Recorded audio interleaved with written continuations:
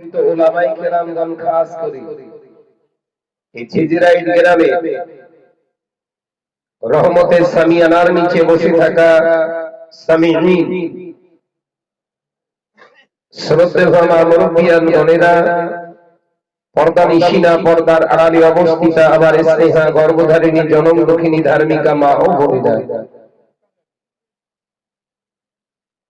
পূর্বে ওয়াজ নসিহত করেছেন দরবারে ফুরফা শরীফ থেকে ভাই সাহেব হুজুর, এবং তারপরই ওয়াজ নসিহত করেছেন এই মাত্র বন্ধুবর হযরত মাওলানা ভাই আলামিন সাহেব। আমি গুনাহগার মোহাম্মদ শাহনওয়াজ আপনাদের এই গ্রামে ঝিঝিরাইট গ্রামের আগে এসেছি, একবার হয়েছে না? আমারও যেন মনে পড়ছে সেটা, তবে এই সাইডটা নয়। আল্লাহ পাক বহু রাস্তা অতিক্রান্ত করি আপনাদের গ্রামে যে আল্লাহ এনেছেন, আপনারা খুশি তো বাবা? বলুন সকলে আলহামদুলিল্লাহ। আল্লাহর কাছে দোয়া চান, আমিও দোয়া চাই আল্লাহ পাক যেন কিছু হক কথা এই টোটাফাটা জবান দিয়ে আল্লাহ বলিয়ে নিয়ে সমাজের জন্য, নিজের জীবনের জন্য যেন আল্লাহ বাস্তবায়িত করার তৌফিক দেন। বলুন আমিন। মুসলিম সমাজে ওয়াজ নসিহতের বাবা কোনো কমি নেই, প্রচুর পরিমাণে জলসা মাহফিল হচ্ছে, বিশেষ করে ভাঙড় থানা পশ্চিমবঙ্গের ভিতরে টপ ক্লাসে আছে। আর সব থেকে মারপিট বেশি এখানে। কথা ঠিক বলিস না ভুল বলিস? বাবা আল্লাহ নবী পাক জবানে জানিয়েছে এমন একটা দিন আসবে, একজন কতল করবে, কতল করনেওয়ালা ব্যক্তিটাও জাহান্নামে যাবে, আর যিনি কতল হলেন ইনিও জাহান্নামে যাবেন। নবী সাহাবীরা বর্ণনা করলেন, ইয়া রাসূলুল্লাহ, হাবিবাল্লাহ, এর কারণটা কি? কতল যিনি করেছেন উনিই তো অপরাধী, কাতেলই তো অপরাধী হয়। আল্লাহ নবী বললেন না, দুজনাই অপরাধী। কিয়ামতের আলামত, কতল হওয়া ব্যক্তিও জাহান্নামী, কতল করনেওয়ালা ব্যক্তিও যাবে জাহান্নামে। আল্লাহ নবী প্রশ্ন করলেন সাহাবায়ে কেরামদের, ও আমার সাহাবীরা, আমি নবী বলছি এর কারণ কি তোমরা জানো? কারণ আল্লাহ নবী দিন ও দুনিয়ার বাদশা হাবিবুল্লাহ নবী জনাবে মুহাম্মদ রাসূলুল্লাহ সাল্লাল্লাহু আলাইহি ওয়াসাল্লাম পাঁচ জবানে জানিয়ে দিলেন, বাবা সাহাবীরা, এর কারণ হলো দুনিয়া হাসিল করবার জন্য একে অপরকে কতল করবে, কতল হবে। দুনিয়া হাসিল করার জন্য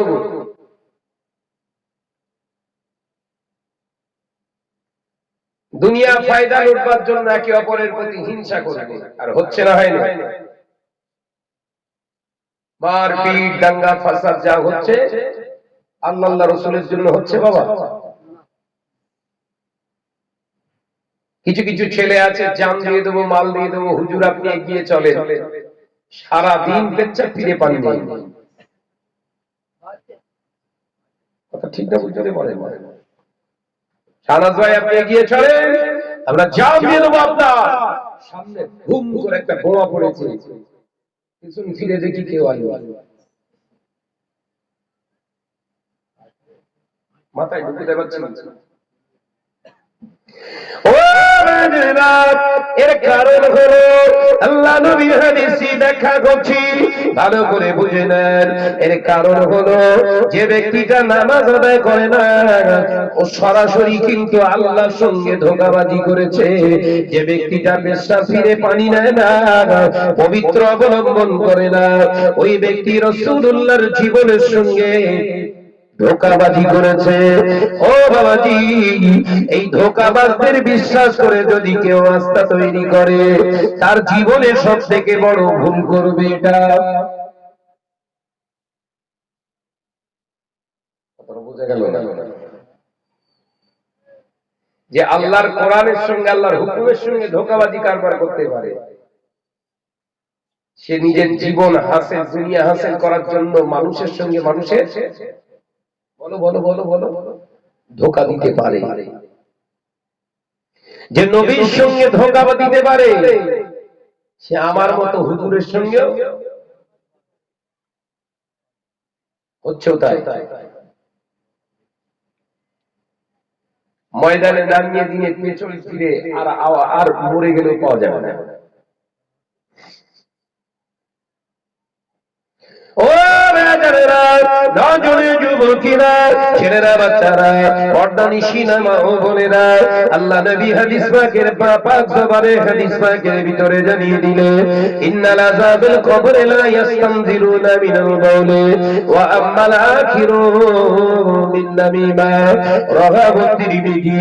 আল্লাহ নবী পাক জবানে জানিয়ে দিয়ে গেলেন, ওই ব্যক্তির কবরে নিশ্চিত আযাব হবে, ওই ছেলেটার কবরে, মেয়েটার কবরে আযাব দেওয়া হবে।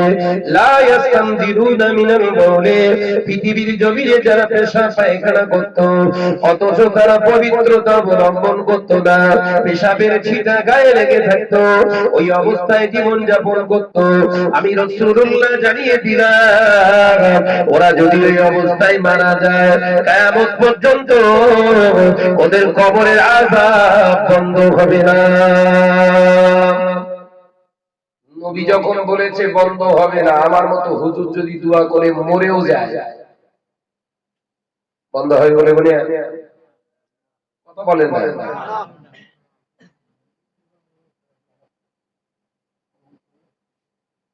নবী যেখানে বলেছে হবে, আমার পৃথিবীর হুজুররা যদি বলে হবে না, আল্লাহ বলছে হবে। হাবিব যেখানে রাজি, আমি আল্লাহ সেখানে রাজি। একবার জোরে বলে।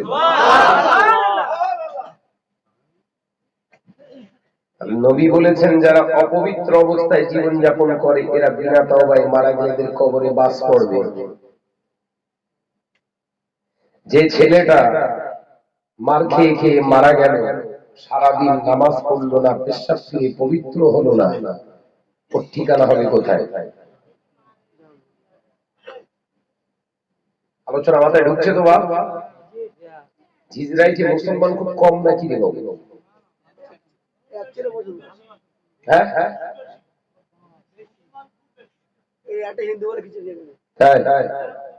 সব শর্ট পড়ি নিউজ কেন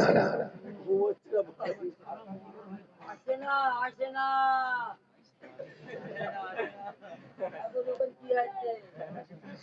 ও যুবকেরা, ছেলেরা, বাচ্চারা, পর্দানিশীনা মা ও বোনেরা, আল্লাহ নবী পাক জবানে জানিয়ে দিলেন ওয়া আম্মাল আখিরু মিন নামিমা, দ্বিতীয় বা আযাবের কারণ হবে এটা, পৃথিবীর জমিনে নেক আমল করবে, হজ করবে, যাকাত দেবে, রোজা রাখবে, কিন্তু আমি রাসূলুল্লাহ জানিয়ে দিলাম ওয়া আম্মাল আখিরু মিন নামিমা, তাদের ভিতরে চগলখোরের স্বভাব থাকবে, চগলখুরি করবে যারা, দোগলা কোম্পানি যারা হবে, এর কাছে ভালো, এর কাছের কথা ওর কাছে লাগিয়ে দিয়ে দুজনের ভিতরে অশান্তি ঘটানো ব্যক্তিটার নাম হলো মুনাফিক। আল্লাহ নবী পাক জবানে জানিয়ে দিলেন এই চগলখোরের কবরের আযাব কিয়ামত পর্যন্ত বন্ধ হবে না। বর্তমান সময়ে চগলখোরের সংখ্যা বেশি না কম?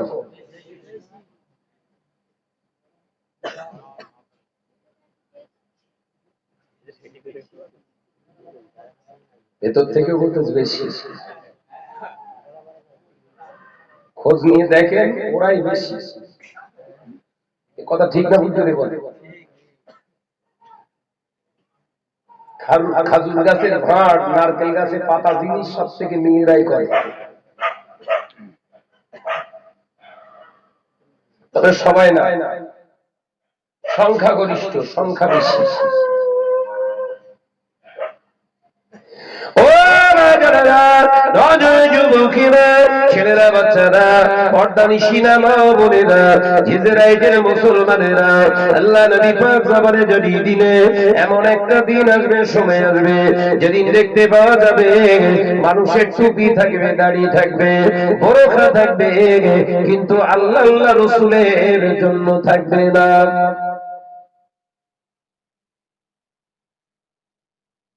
ঘরের মেয়েগুলো বোরখা পরে, বাবা বোরখা পরে মেলায় যায়, আল্লাহর জন্য কি প্রকৃত আদব করেছে? আছে না নাই? জোরে বলে। বোরখাগুলো সব পরে দেখি মনে হয় যেন ফেটে বেরিয়ে যাচ্ছে, এত টাইট টাইট ফিট পোশাক পরা নারী পুরুষদের জন্য হারাম, শুধু নারীদের জন্য নয়, পুরুষদের জন্য হচ্ছে হারাম। মাথায় ঢুকছে তো নাকি? বাপ তোরা সব সামনে একদিন তোরা দেখি একদম মুখ দেখতে পাচ্ছি, এই সামনে দিক এই দিকটা খালি, এই দিকটা এসো, চেঞ্জ কর বাবুর করে এসছি, দুটো কথা ভালো করে বুঝিয়ে রেখে যায়।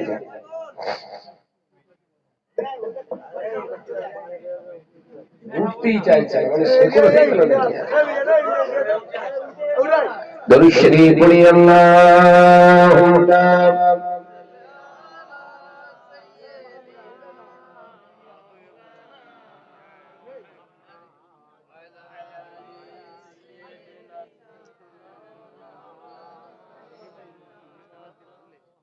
কথার মূল্য দিলে দিলে আল্লাহ হেফাজত করে। ও যুবকেরা, ছেলেরা, বাচ্চারা, পর্দানিশিনা মা ও বোনেরা, আলোচনা বুঝবার চেষ্টা করে। আল্লাহ নবী পাক জবানে জানিয়ে দিলেন, বাবা সাহাবীরা, আমি রাসূলুল্লাহ জানিয়ে দিলাম এমন একটা দিন আসবে, সময় আসবে, যে সময় দেখতে পাওয়া যাবে দাড়িওয়ালা, টুপিওয়ালা, বোরখাওয়ালা মানুষের সংখ্যা বেশি হবে, অথচ তাদের ভিতরে আল্লাহর ভয় থাকবে না। দুনিয়ার ভয় তাদের বেশি থাকবে, মরণের ভয় তারা বেশি বেশি করবে, কিন্তু আল্লাহর ভয় তাদের অন্তরে থাকবে না।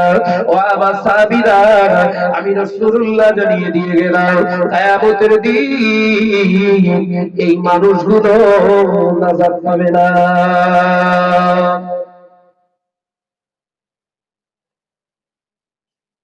এখনকার মানুষ, মুসলমান গুলো আল্লাহর ভয়ের থেকে সবথেকে বেশি ভয় করে মরণের ভয়। কথা ঠিক না? বুঝতে বলে। আর নবী এটাই নিষেধ করেছেন, মৃত্যুকে তোমরা ভয় করো না, মৃত্যুকে স্মরণ করো, স্মরণ করো আগে একদিন চলে যাবো, আমি শাহনাজ চিরস্থায়ী নেই, আমাকে একদিন চলে যেতে হবে। ভয় নয়, মৃত্যুকে, মুমিনের জন্য মৃত্যুটা হলো একটা বড় নিয়ামত। একবার জোরে বলবো, জোরে হবে না সুবহানাল্লাহ? মৃত্যু মুমিনকে কখনো ডরাতে পারে না। মুমিনের ভিতরে একজন যে ভয়, সে হলো আল্লাহর ভয়। একবার জোরে বলবো। আর আজকে এই যুগ সন্ধিক্ষণে মুসলমানের ভিতরে আল্লাহর ভয়টা নেই। আল্লাহর ভয় যদি আমাদের ভিতরে থাকতো, আমাদের জবান দিয়ে মিথ্যে কথা বের হতো না। আল্লাহর ভয় যদি আমাদের ভিতরে থাকতো, আমাদের জবান দিয়ে পরনিন্দা বের হতো না। আল্লাহর ভয় যদি আমাদের ভিতরে থাকতো, আমাদের জবান দিয়ে চগলখড়ি করতে পারতাম না। আল্লাহর ভয় যদি আমাদের ভিতরে থাকতো, বাবা আমাদের ঘরের নারীরা কখনো মহিলা সমিতি করতো না। আল্লাহর ভয় যদি আমাদের ভিতরে থাকতো, আমাদের ঘরের ভাবিরা বন্ধন গ্রুপের স্যারের সঙ্গে সপ্তাহে সপ্তাহে মিটিং করতো না। আল্লাহর ভয় যদি আমাদের ভিতরে থাকতো, বাবা আমাদের ঘরের 9 জন ছেলেগুলা দাঁড়িয়ে দাঁড়িয়ে কুকুরের মতো পেচ্ছাপ করতো না। আল্লাহর ভয় যদি আমাদের ভিতরে থাকতো, বাবা আযানের সময় ঘরে ছেলেগুলা ফ্রি ফায়ার পাবজি নিয়ে ব্যস্ত হতো না।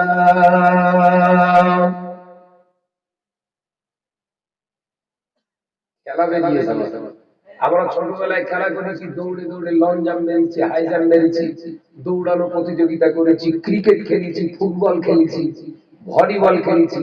এখনো পর্যন্ত ফুরফুরায় গেলে এই নামটা পাবে, শাহনাজের উপরে আজ পর্যন্ত এখন কেউ রেকর্ড ভাঙতে পারি না ক্রিকেটে। ফুটবল শরীফের রেকর্ড আছে। বহু দূর দূর আমাকে নিয়ে খেলতে যেত, ফুরফুরা ইয়ংস্টার ক্লাবের পক্ষ থেকে আমি খেলতে যেতাম। ডিস্ট্রিক্ট পর্যন্ত খেলেছি। যেদিন থেকে হাদিস পড়েছি 3টে খেলা জায়েজ, বাকি সব হারাম। খেলাধুলা টোটাল ছেড়ে দিলাম। কথা বুঝতে পারছেন? যেদিন থেকে নিজে চোখ দিয়ে পড়েছি হাদিসে 3টে খেলা হচ্ছে সুন্নাত, বাকি খেলা হচ্ছে হারাম। শুনবেন? 1 নম্বর খেলা হলো পৃথিবীর জমিনে যখন মানুষ সবাই তন্দ্রাচ্ছন্ন ঘুমিয়ে পড়বে, যুবকেরা আল্লাহ নবী জানাবে বিবিকে তোলো, আবার বিবি চলো দুজনা মিলে একটু দৌড়ানো প্রতিযোগিতা করি। স্বামী স্ত্রীর ভিতরে দৌড়াদৌড়ি করা হলো নবীর সুন্নাহ।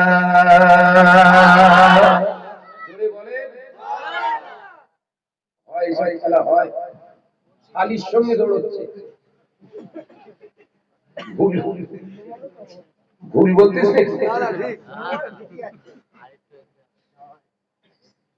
বউকে ফেলে শালীলে দৌড়চ্ছে গো।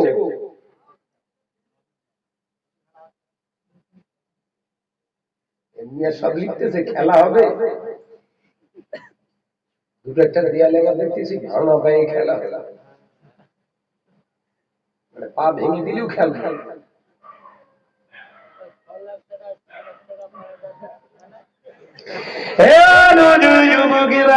ছেলেরা বাচ্চারা পর্দা নিশিনা মা ও বোনেরা, আল্লাহ নবী পাক জবানে জানিয়ে দিয়ে গেলেন স্বামী স্ত্রীর ভিতরে খেলা করা, স্বামী স্ত্রীর ভিতরে দৌড়ানো দৌড়ি করা, এটা হলো আমার সুন্নাত। আম্মা জান হযরত আয়েশা সিদ্দিকা রাদিয়াল্লাহু তাআলা আনহা বর্ণনা করে, একদিন রাতের বেলা আল্লাহ নবী আমাকে ডাকলেন, ওরে আমার আয়েশা, ও বিবি ও আয়েশা চলো আমার বিবি আজকে দুজনা মিলে একটু দৌড়ায়। আল্লাহ নবী বললেন, আয়েশা এই পূর্ণিমার রাতে, এই চাঁদনি রাতে ওই যে লক্ষ্য বস্তু দেখা যায়, ওই লক্ষ্য বস্তু আগে কে দৌড়ে পৌঁছাতে পারে? বিশ্বনবী স্ত্রীর সঙ্গে খেলায় মেতেছে।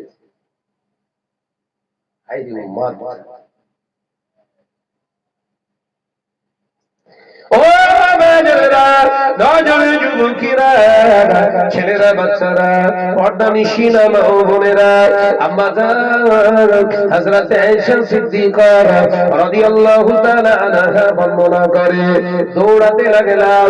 আমি আয়েশা তখন হালকা বয়স, আল্লাহ নবী আমার সঙ্গে দৌড়াতে পারলেন না। আমি আয়েশা আগে লক্ষ্য বস্তুর কাছে চলে গেলাম। আল্লাহ নবী যখন পরে আসলেন, আমি আমার নবীকে বললাম, ইয়া রাসূলুল্লাহ, হাবিবাল্লাহ, আপনি কিন্তু আজকে আমার কাছে হেরে গেলেন। আল্লাহ নবী মুচকি হেসে বলেন, আয়েশা সত্যি আমি হেরে গেলাম। বলবেন না?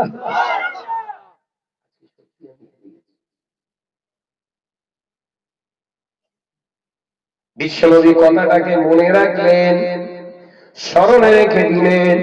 আবার কিছুদিন যাবার পরে আল্লাহ নবী হঠাৎ একদিন আমি আয়েশাকে ডেকে তুললেন, আয়েশা চলো আজকে আবার একটু দৌড়ানো যাক।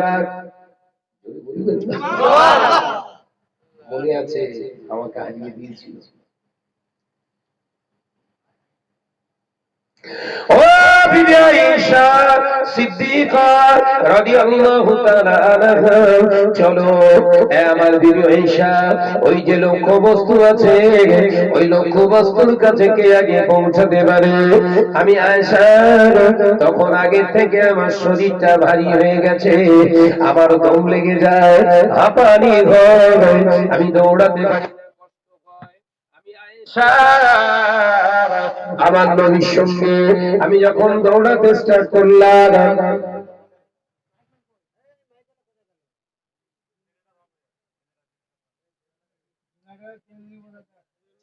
শিখিত দেয়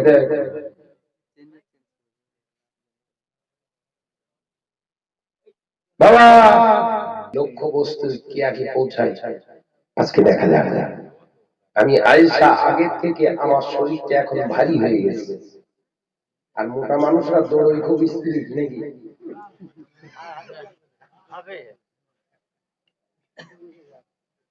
খুব স্পিরিট দৌড়ি না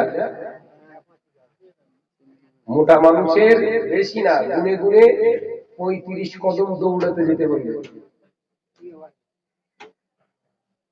কদম বলেছি 35 কদম দৌড়ানোর পরে দেখবেন মাথাটা যেন হাট করে দিয়ে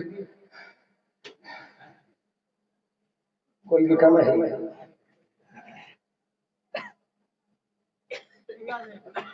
আল্লাহ নবী বললেন ও বিবি আয়েশা চলো ওই লক্ষ্য বস্তুকে আগে পৌঁছাতে পারে আমি আয়েশা দৌড়াতে পারলাম না আল্লাহ নবী আগে গিয়ে দাঁড়িয়ে গেলেন আমি যখন টুকটুক করে রাসূলুল্লাহর কাছে পৌঁছালাম আল্লাহ নবী মুচকে হেসে বললেন ওরে আমার আয়েশা আমি নবী সেই দিনের প্রতিশোধটা নিলাম আরো ধরে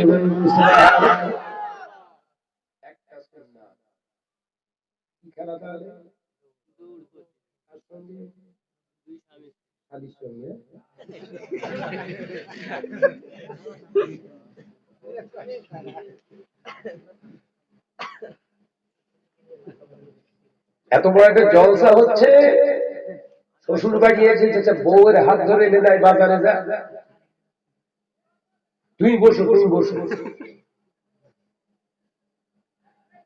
শাশুড়ি বলে দিল সাইমা দুলাভার সঙ্গে যা রশিদার থেকে সেলিমার দেখতে ভালো বোনাইয়ারটা কোন বোনাইনি বলে কুকুর হয়ে গেছে কুকুর মাথায় ঢুকছে না বলে আল্লাহ নবী পাক জবানে জানিয়ে দিলেন খবরদার বোনাইদের সামনে শালীদের উপস্থিত করবে না এটা হারাম সামনে আনতে নিষেধ করেছে নাকি আর শরীফুদ্দিনের বউ বলছে যাবো না তো দুলাভার সঙ্গে একটু ঘুরিয়ে এর কবরে বাস পড়বে না পড়বে না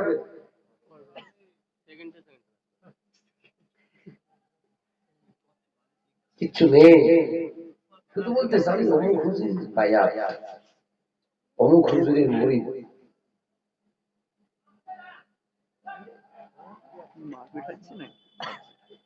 ও রাজারা নজরে যুবকেরা ছেলেরা বাচ্চারা পর্দানিশী নামাও বোনেরা আল্লাহ নবী পাক জবানে জানিয়ে দিলেন বোনের সামনে শালী শালীর সামনে বোনায় ভাবির সামনে দেওর দেওরের সামনে ভাবি খবরদার যেন উপস্থিত না হয় আমি রাসূলুল্লাহ জানিয়ে দিলাম এরা যখন একে অপরের সামনে উপস্থিত হয় 10টা আজরাইল আসলে যে ভয়ঙ্কর পরিস্থিতি হয় তার থেকে আরো বেশি ডেঞ্জার পরিস্থিতি হয়ে যায় জোরে বলুন নাউজুবিল্লাহ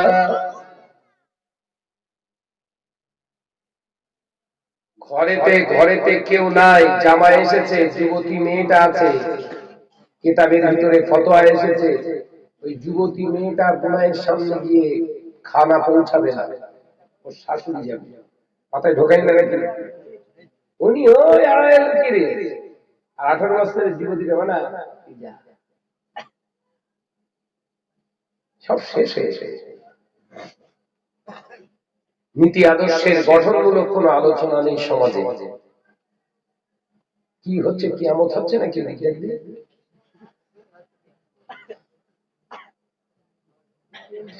ও যুবকেরা ছেলেরা বাচ্চারা পর্দানিশী নামা বোনেরা আল্লাহ নবী পাক জবানে জানিয়ে দিয়ে গেলে বাবা সাহাবীরা আমি রাসূলুল্লাহ জানিয়ে দিয়ে গেলাম খবরদার তোমরা খবরদার দুলাভাইয়ের সামনে যাবে না শালীরা যারা আছো সব ধর্মে যাও আল্লাহ নবী পাক করে যার জামাতা শেরে খোদা হযরতে আলী রাদিয়াল্লাহু তাআলা আনহু বর্ণনা করছে, আমরা একদিন হযরত ওসমানকে সাহাবায়ে কেরামরা প্রশ্ন করলেন, ও নবী সাহাবী, ও নবী জামাতা জুন্নুরাইন ভাই ওসমান, আপনার শালী হযরতে আলী, আপনার শালী হযরতে ফাতেমা, আপনার শালী হযরতে ফাতেমা সম্পর্কে একটু বর্ণনা করেন। ফাতেমা দেখতে কেমন ছিল, গায়ের রং কেমন ছিল, উচ্চতাটা কেমন ছিল? হযরতে ওসমান রাদিয়াল্লাহু তাআলা আনহু কাঁদতে শুরু করলেন। হযরতে ওসমান কেঁদে কেঁদে জবাব দেয়, ও আল্লাহর বান্দারা, ও নবী পাকের সাহাবীরা, আল্লাহর কসম খেয়ে বলি, আমার বোন ফাতেমা আমার শালী ছিল, এতটুকুই আমি জানতাম। কিন্তু আমার বোন ফাতেমা কেমন হয়, কেমন উচ্চতা, গায়ের রং কেমন, ফাতেমার দেখতে কেমন, আমি ওসমান কোনদিন দেখতে পেলাম না।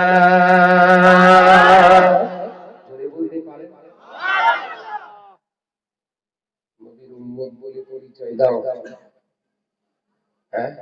শালীর পেছনে করে নিয়ে ঘুরতে যাচ্ছ।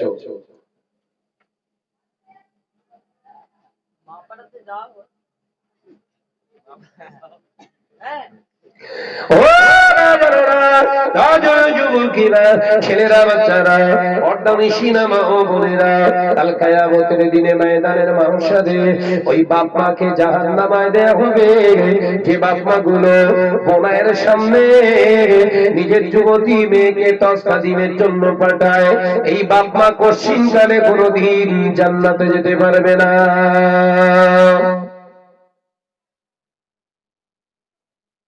একটা খেলা হলো, বাকি আছে কটা?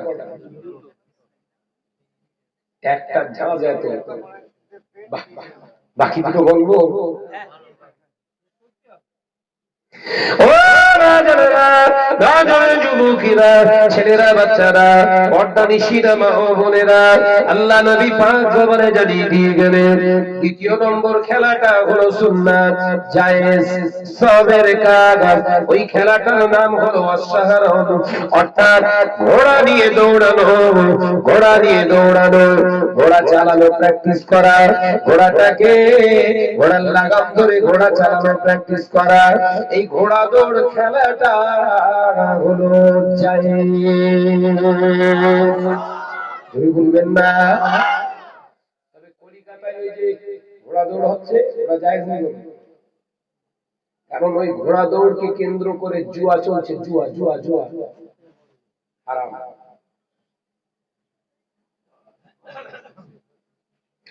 ও ভাই জানেরা, সোনার মানিকেরা, আল্লাহ নবী পাক জবানে জানিয়ে দিয়ে গেলেন, তৃতীয় নম্বর খেলা হলো আমার আপনার জন্য সুন্নাত, তীর ছোড়া, তলোয়ার চালানো। তীর ছোড়া, তলোয়ার চালানো, এই তিনটি খেলা মুসলমানদের জন্য খেলা। বাকি দুনিয়ার জমিনে যত খেলা টোটালটাই হলো হারাম।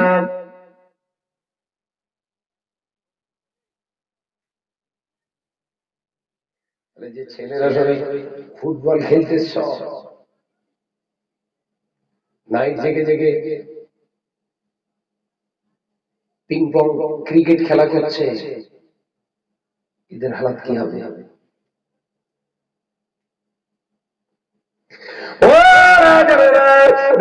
যুবকেরা, ছেলেরা, বাচ্চারা, পর্দানিশীরা, মা ও বোনেরা, ভালো করে বুঝবার চেষ্টা করে। আল্লাহ নবী পাক জবানে জানিয়ে দিলে, আল্লাহর কোরআনের আয়াত তুলে আবার আল্লাহ সময়ের কসম খেয়ে বললেন, ওয়াল আসরে, আমি আল্লাহ সময়ের কসম করে বলছি, ইন্নাল ইনসানা লাফি খুসর, অবশ্যই ওই মানুষগুলো ক্ষতিগ্রস্ত হবে, ধ্বংস হবে, জাহান্নামী হবে। কোন মানুষগুলো? ইল্লাল্লাযীনা আমানু, যারা পৃথিবীর জমিনে ঈমান আনার পরে ওয়া আমিলুস সালিহাত, সৎ পথ অবলম্বন করেনি, সৎ সুহবত লাভ করেনি। ইল্লাল্লাযীনা আমানু ওয়া আমিলুস সালিহাত ওয়া তাওয়াসাউ বিল হক, মিথ্যাকে দূরে সরিয়ে দিয়ে নিজের জীবনে হকের ভিতরে প্রতিষ্ঠিত করেনি।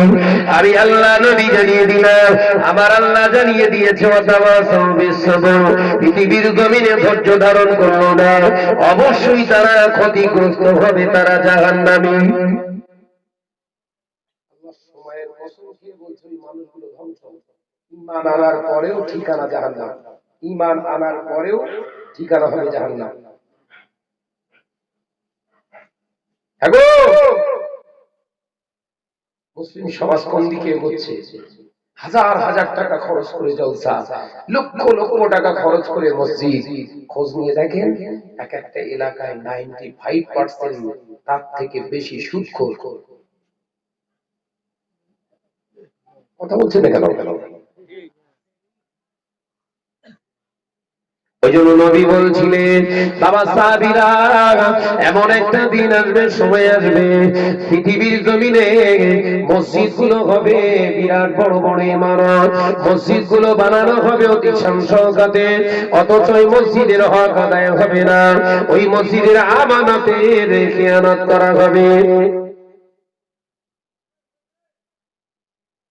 মসজিদগুলো বিরাট বড় বড় ইমারত তৈরি করা হবে, কিন্তু ওই মসজিদের হক নষ্ট করা হবে, ওই মসজিদের আমানতের খেয়ানত হবে। আমি নবী বলছি, সেই সময়কার মুসলমানরা অত্যাচারিত হবে গায়ের কম অমুসলিমদের দ্বারা। মাল এমনি হচ্ছে, মাঠটা এমনি হচ্ছে নাকি, খেলা এমনি হচ্ছে। দাদা খারাপ, দিদি খারাপ, মুদি খারাপ, সেই খারাপ, তুই ভালো। হ্যাঁ তুই ভালো, মসজিদে কত ওয়াক্ত নামাজ পড়তে যাস?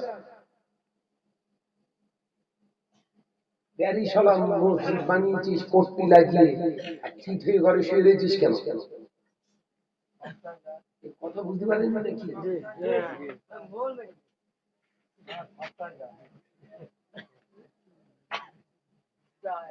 মুরগি চাঙ্গা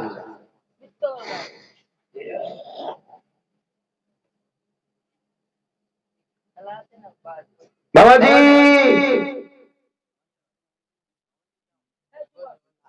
পরকে খারাপ বলার আগে নিজের বিচার নিজে করতে শিখবেন, তবেই আপনি মানুষ হতে পারবেন।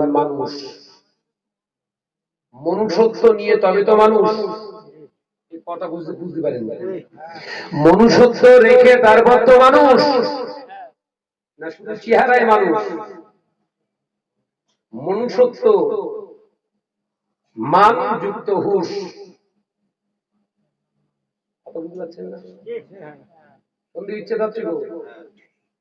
মানযুক্ত হুঁশ, মানুষ, মনুষ্যত্ব নিয়ে গঠন হয় মানুষ।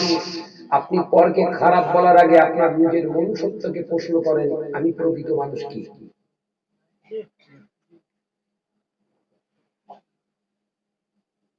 তারা তো আমার ইসলাম বোঝে না, তারা তো আমার ইসলাম ধর্মটা জানে না, তারা তো আমার নবীকে চেনে না, তারা তো আমার আল্লাহর কোরআন পড়িনি।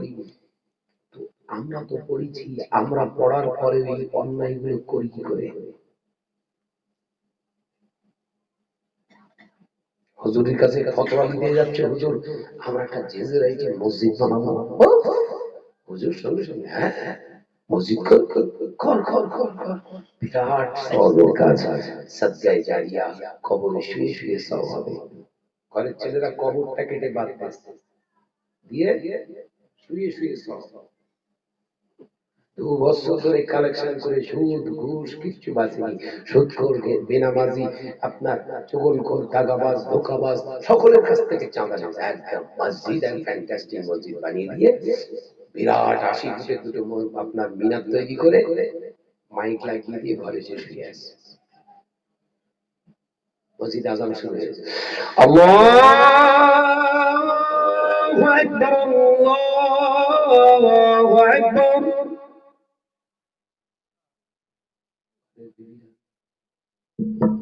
আজান হচ্ছে, যাও মসজিদ থেকে এই পাগল মারি শুনি ফতোয়া দিয়ে তাই শুয়ে আছে।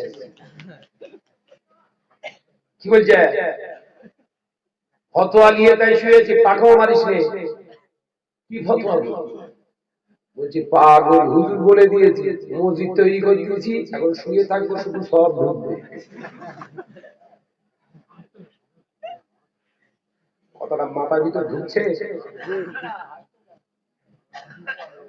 আমরা যদি সত্যি হুজুর হতুম, তাহলে ফতোয়া দেওয়ার আগে আমরা ভাবতুম ফতোয়াটা ফতোয়ার মতো দিতাম। বাবা মসজিদ তৈরি করছো, মসজিদের হক আদায় করতে পারবে তো? মসজিদে আমানত রাখতে পারবে তো? যদি পারো মসজিদ তৈরি করো। আমরা ভাবিনি, আমরা জানি একটা জায়গায় 3টে মসজিদ হলে ওদের যতটা লাভ হবে তার থেকে বেশি লাভ আমার। কেন বলেন? 3টে মসজিদ, জলসা কটা? 3টে মসজিদে আগে একটা মসজিদ ছিল, একটা জলসা হতো, এখন 3টে মসজিদ, কটা? ছক্কা। ভুলভাল বলছিস নাকি?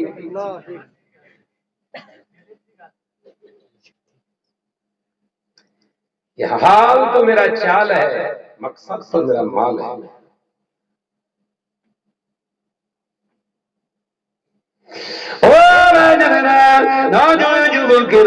ছেলেরা বাচ্চারা পর্দা নিশিনা মা বোনেরা, আল্লাহ নবী পাক জবানে জানিয়ে দিলেন মসজিদ তৈরি করা তো সহজ নয়। ও আমার সাহাবীরা, এমন একটা দিন আসবে, সময় আসবে, আমার উম্মতেরা প্রতিদ্বন্দ্বিতা করবে মসজিদ বানানো, প্রতিযোগিতা করবে। এই পাড়ায় একটা মসজিদ, ওই পাড়ায় একটা মসজিদ, পাড়ায় পাড়ায় মসজিদ হবে, মোড়ে মোড়ে বাজার হবে।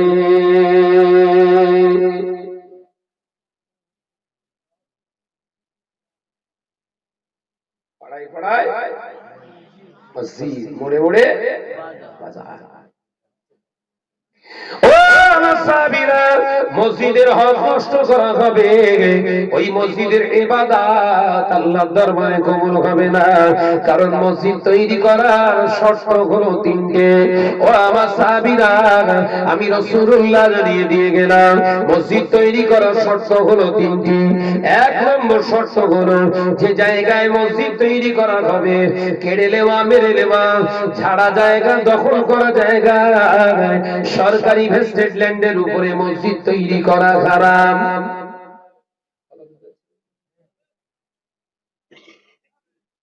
জোর জবরদস্তি দখল করে নিয়ে মসজিদ বানিয়েছে জায়গা, যার জায়গা সে দাবি করতে এসছে, মেরে একটা ঠ্যাং মেরে ফেলেছে। মসজিদ হবে, তুই পা বাড়াচ্ছিস, তোর পায়ে রাখ। ক্ষমতা দেখে।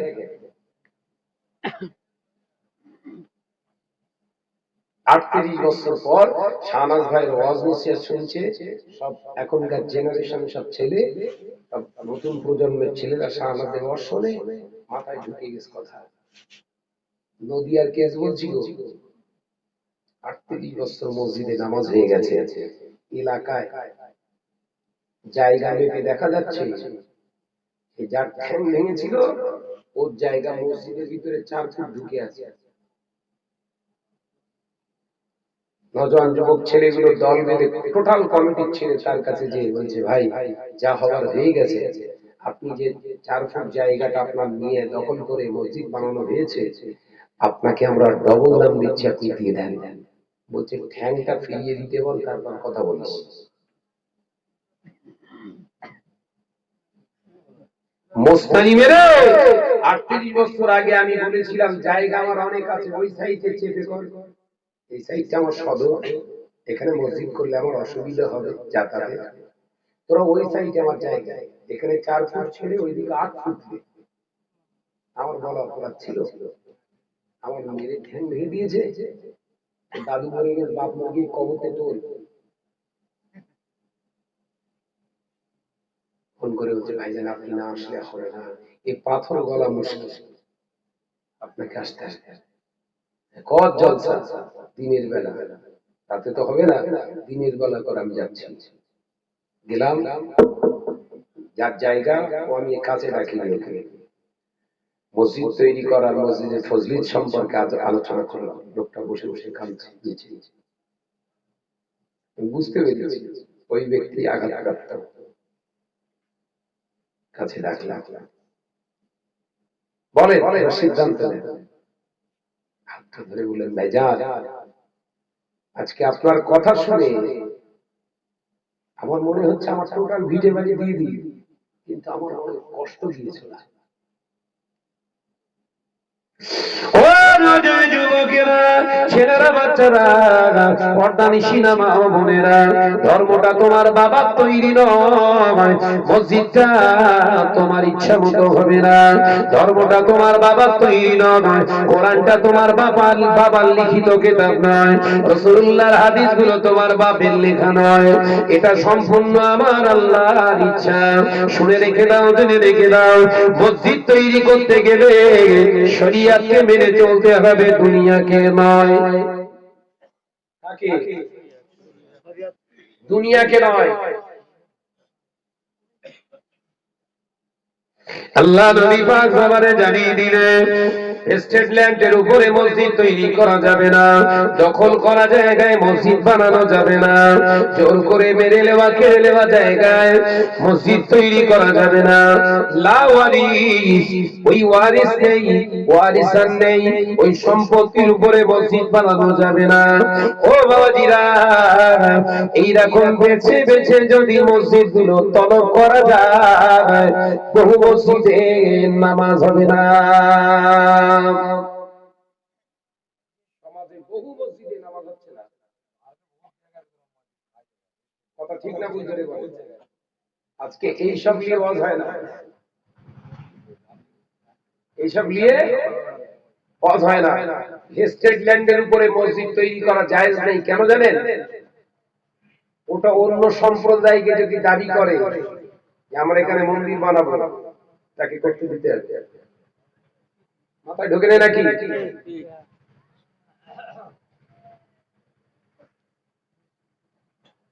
ধর্মটা তোমার বাপের তৈরি করা না, ধর্মের কেতাবটা তোমার দাদুর লেখা না, তুমি করছো কি? আল্লাহ নবী মক্কা থেকে হিজরত করে মদিনার জমিনে আসার পূর্বে একটি জায়গায় আল্লাহ নবী অবস্থান করলেন। আল্লাহ নবী সাওয়ারি, ওই বাহু কুট্টার নাম কাসওয়ান, ওই কাসওয়ান নামক কুট্টা হাঁটু গেড়ে বসে পড়লেন। আল্লাহ নবী সাহাবীদের বললেন, বাবা সাহাবীরা, আমি মদিনাতে এখন প্রবেশ করব না, আমার কাসওয়া যখন এখানে হাঁটু গেড়ে বসে পড়েছে, আমি নবীও চাই এখানে বসতে। জোরে বলুন সুবহানাল্লাহ, আরো জোরে বলুন সুবহানাল্লাহ। আল্লাহ নবী করে যারা সাহাবায়ে কেরামদের বলে দিলেন, বাবা সাহাবীরা সাবধান হয়ে যাও, শুনে রেখে দাও, জেনে রেখে দাও, এই কাসওয়াকে সম্মান জানানো। কাসওয়া একটা উট, এর প্রাণ আছে, জীবের প্রতি দয়া দেখাতে হবে। পৃথিবীর জমিনে যারা জীবের প্রতি অত্যাচার করে, পৃথিবীর জমিনে একদিন তারা অত্যাচারিত হবে। ও বাবাজিরা, সমাজে দেখতে পাওয়া যায়, একটা গরু যদি কোনো ভুল করে ফেলে, তাকে পেটায় তো পেটায়, পেটায় তো পেটায়, একবারে একই জায়গায় আঘাত করে, গরুটা অবলা জীব, বলতে পারে না, চোখ দিয়ে টস টস করে পানি ঝরে, মুসলমান তোর কবরে আযাব মাফ হবে না। গরু যদি অপরাধ করে থাকে, তোর যদি সহ্য না হয়, গরুটাকে বিক্রয় করে দে, নতুবা তাকে জবাই করে দে। ওই রকম বাঁচিয়ে রেখে কষ্ট দেওয়ার তোর অধিকার শরীয়ত দেয় না। কিছু কিছু কুত্তা মার্কা মুসলমান রয়েছে, গরুকে মারে তো মারে তো মারে, কথা ঠিক না বুঝতে পেরেছেন? এক জায়গায় ফটাফট মারছে, উফ, ছটপট ছটপট করছে গরুটা। কোথায় কোথায় পেয়েছিস? এ শিক্ষা কে দিয়েছ? তো বিশ্বনবী বললেন, তোর গরু যদি, তোর উট যদি, তোর ছাগ যদি পাগল হয়ে যায়, ধরে জবাই করবে। কথা বুঝতে পারছেন না? তোর যদি ওর ব্যবহার পছন্দ নয়, বিক্রি করবে, কিন্তু রেখে অত্যাচার করার অধিকার তোর নেই।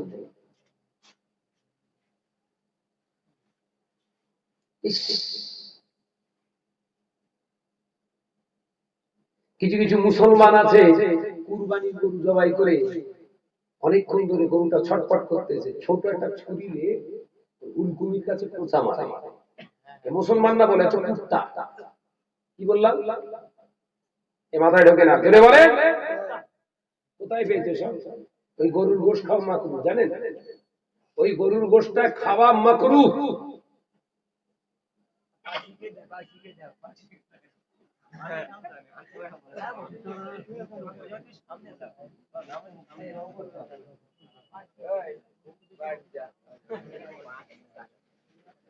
বিসমিল্লাহ, আল্লাহু আকবার। জবাই করার শর্ত কটা? জানেন এসব অস্ত হয় না, কাহিনী ধরতে তো ধুয়ে দিচ্ছে, সুবহানাল্লাহর পর উড়ে যাচ্ছে, আর ঘরের ছেলেরা দাঁড়িয়ে দাঁড়িয়ে পেচ্ছাপ করছে। কাহিনী শুনে আর চরিত্র তৈরি হবে? শরিয়াতের চারটে ভাষা যদি না বোঝাতে পারিস স্টেজে উঠলি কেন? কেন আমার সবার সঙ্গে বনে না, বুঝতে পেরেছে? এই হক কথাকে গোড়ায় খোঁজা মারি তো, ওই জন্য সমাজের নামে বিরাট অপপ্রচার চালায়। বাপের বেটা সামনে এসে কথা বল, লুঙ্গি খুলে তোর হাতে ধরাবো, এই ক্ষমতা রেখে সানাত চলে।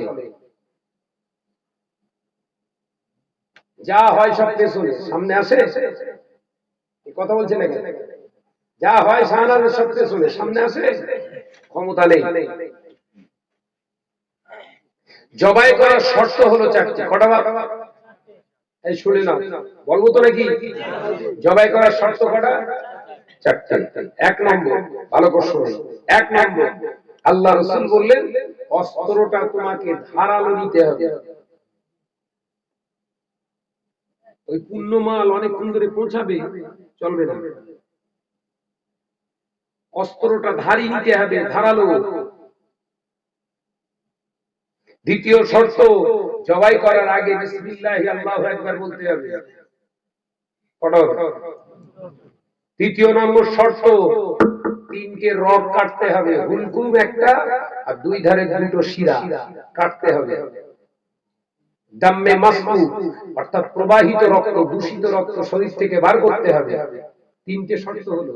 চার নম্বর শর্ত, পশুটাকে শান্তি দিতে হবে। তার মানে অনেকক্ষণ ধরে কুচিয়ে জবাই করা যাবে না। ঘরের মেয়েরাও জবাই করতে পারবে, জওয়ান ছেলে জবাই করতে পারবে, বুড়োরাও জবাই করতে পারবে, সাবাল্য সাবাল্লিকা উভয় জবাই করতে পারবে। এটাই হলো আমার ইসলাম।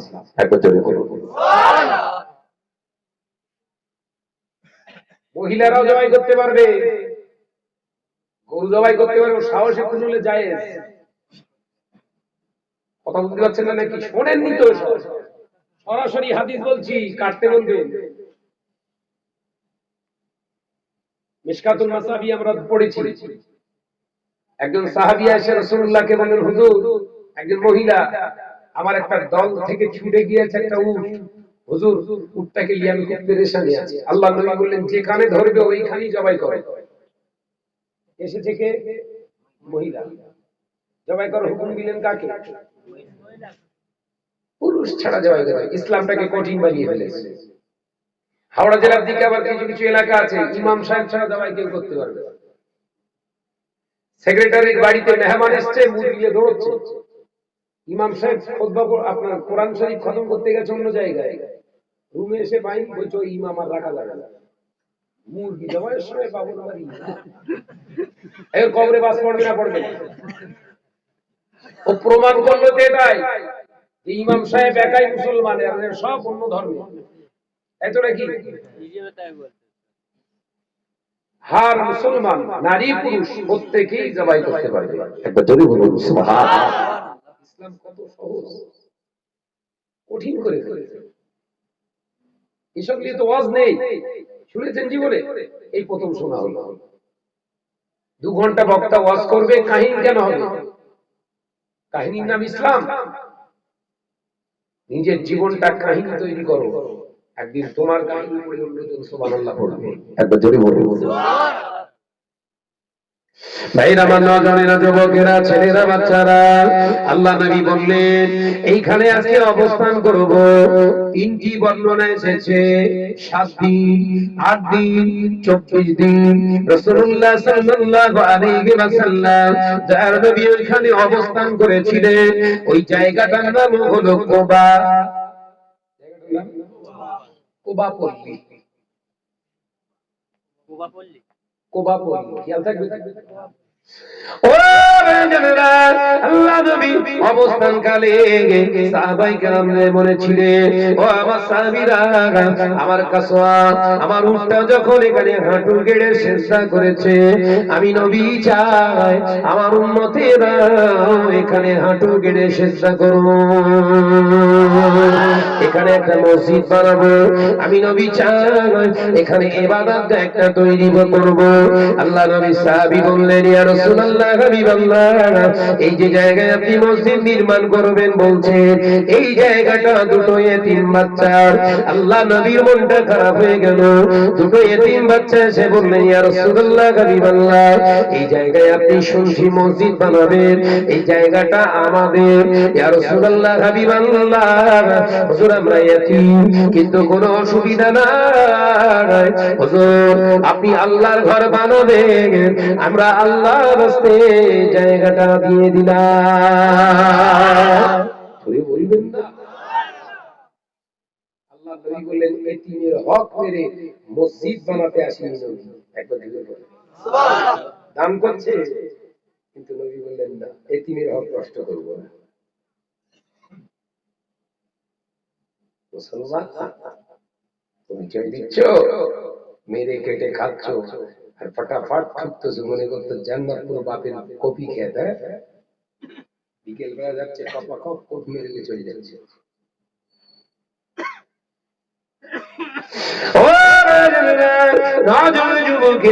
ছেলেরা বাচ্চারা অর্ধনিশীলা মা ও বোনেরা, আল্লাহ নবী জায়গাটা ক্রয় করার জন্য সাহাবায়ে কেরামদের লক্ষ্য করে বললেন, ও আমার সাহাবীরা, তোমরা কি পারো না এই জায়গাটাকে উপযুক্ত অর্থ দিয়ে ক্রয় করতে, তাদের হক আদায় করতে?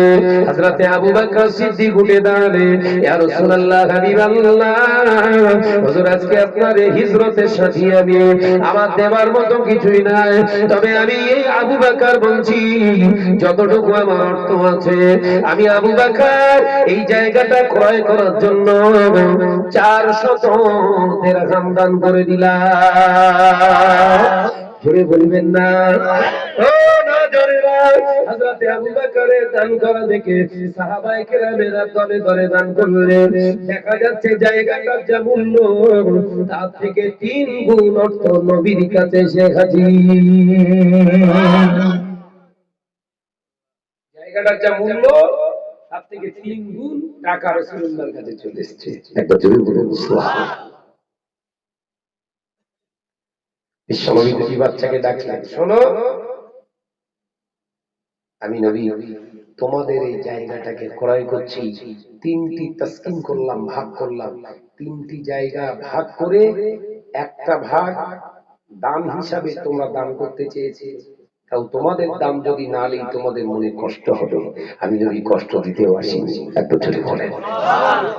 এতিমেরাও দান করতে পারবে, এসিদেরাও দান করতে পারবে, গরিবেরাও দান করতে পারবে। সে জায়গাটা আমি রাসূলুল্লাহ খুলে রেখে গেলাম, একটা অংশ দান হিসাবে নিলাম, আর 2টি ভাগের দাম তোমাদের হাতে দিয়ে দিলাম। আর জয় বলুন সুবহানাল্লাহ। মসজিদ বানাও, সাহাবায়ে কেরামদের হুকুম করছে, যাও ওই যে পাহাড়গুলো দেখতে পাচ্ছ, ওই পাহাড়ের পাথরগুলো আনো তো, মসজিদ হবে। একবার জোরে বলে, পাহাড়টা হলো আল্লাহ, কারণ পৈতৃক সম্পত্তি নয়। যাও যাও। সাহাবায়ে কেরামরা পাথরগুলো বয়ে বয়ে আনছে। আল্লাহ রাসূল একটা রেখা, একটা এলাকা পাথর দিয়ে দিয়ে দিয়ে রেখা তৈরি করে আল্লাহ নবী নিজে এবার পাহাড়ের কাছে গিয়ে বড় একটা পাথর খন্ড বুকে করে জড়িয়ে এনে একটা জায়গায় রেখে বললেন, এটা হচ্ছে মসজিদে কুবা। একটু জোরে বলুন, জোরে বলতে পারেন না? ও আমার সাহাবীরা, শুনে রেখে নাও, জেনে রেখে নাও, এই মসজিদে কুবায় যারা নামাজ আদায় করবে, 2 রাকাত 4টে সিজদা করবে, আমার আল্লাহ ওই বান্দা বান্দির প্রতি খুশি হয়ে গিয়ে তার নামায় আমলে একটা মকবুল উমরা হজের সওয়াব দান করে দেবে। যে মসজিদের দেয়াল নাই, যে মসজিদের এখনো ছাদ ঢালাই হয় না, আল্লাহ নবী বললেন খোলা আকাশের নিচে এই মসজিদে কুবায় যারা একটানা 2 রাকাত নামাজ আদায় করবে, আমার আল্লাহ তাদের উপরে খুশি হয়ে গিয়ে একটা মকবুল উমরা হজের সওয়াব দান করে দেবে। ও নওজওয়ানেরা, যুবকেরা, তাহলে শরীয়তের শর্ত হলো যে জায়গায় মসজিদ তৈরি করা হবে ওই জায়গাটা হতে হবে বিশুদ্ধ। আল্লাহ নবী পাক জবানে যদি দিয়ে গেলেন দ্বিতীয় নম্বর শর্ত হলো মসজিদ তৈরি করবার যে অর্থ ব্যয় করতে হবে বাবা, মসজিদের কনস্ট্রাকশন, মসজিদের বডি স্ট্রাকচার তৈরি করতে যে মাল মেটেরিয়ালস কিনতে হবে ওটা যেন হালাল টাকা হয়। এক টাকা যদি হারামের টাকা ঢুকে যায় ওই মসজিদের সেজদা আল্লাহ দরবারে কবুল হবে না। মুসলমান, মসজিদ গুলো তৈরি করছো, টাকাগুলো কি দেখে দেখে নিচ্ছ? দেখে দেখে নেওয়া হচ্ছে তো।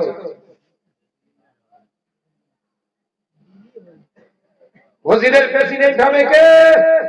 এলাকার টপ র্যাঙ্কের সুদ খুঁজছে।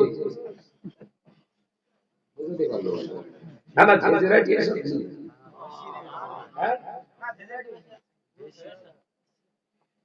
মসজিদের ক্যাশিয়ার হবে কে? দাঁড়িয়ে দাঁড়িয়ে পেচ্ছাপ করে, দাড়ি গোপ কিচ্ছু রাখে না, ওই হচ্ছে মসজিদের ক্যাশিয়ার। আমাদের শত্রু বাড়বে না কমবে?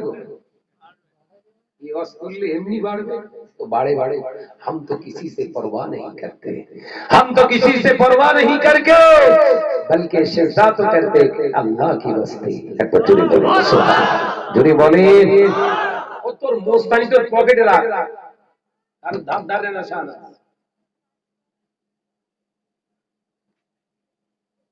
টাকার গরম দেখাচ্ছিস, মেশিনের গরম দেখাচ্ছিস, লোকের গরম দেখাচ্ছিস, খুব জোর হলে শাহনাজকে মেরে দিতে পারি, তারপরে কি করবি? কথা ঠিক না? বুঝরে বলে খুব জোর হলে মেরে দিবি, এর থেকে কি করবি? আর কিছু করবি? খেলা তো হবে তারপরে।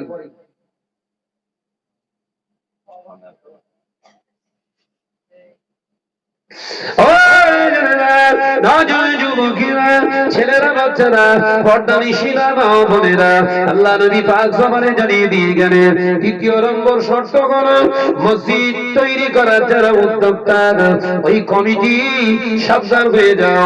মসজিদের কমিটি যারা হবে, মসজিদ তৈরি করার যারা উদ্যোগ নিয়েছিল, এলাকায় কেউ নামাজ পড়ুক আর না পড়ুক ওদের 5 ওয়াক্ত নামাজ মসজিদে এসে পড়া লাগবে।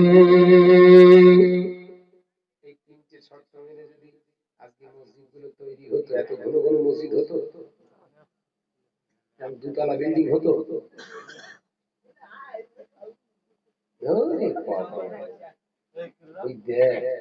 একটা ফুটবল দেখে সব শেষ। গাছ ভালো না তার ফল ভালো হয়। হিমসাগর গাছ লাগিয়ে আল্লাহর কাছে দোয়া চাচ্ছে, আল্লাহ দুটো ল্যাংড়া ফল দিও। মহাবাদশে দরুদ আল্লাহুম্মা